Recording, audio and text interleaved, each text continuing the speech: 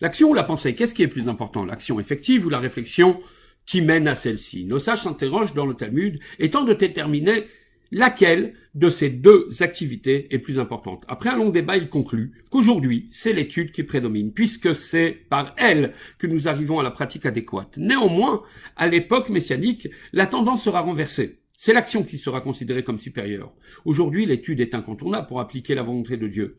En revanche, lorsque Mashiach viendra, le monde sera radicalement différent. La perception du divin sera si évidente qu'au lieu de se plonger dans des saints écrits pour connaître la voie à suivre, il nous sera alors possible de ressentir, de pressentir naturellement la différence entre le bien et le mal.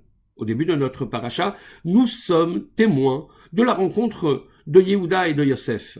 Ils illustrent en fait les deux royaumes d'Israël. Dans un premier temps, c'est Yehuda qui sollicite Yosef, mais viendra le temps où David et la maison de Yehuda régneront sur le peuple d'Israël.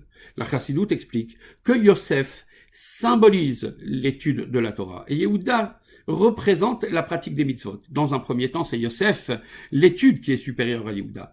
Et celui-ci s'approche de lui pour le solliciter. Puis viendra le temps, annoncé par la Haftara, où le descendant de David, l'action de Yehuda, régnera sur tout Israël.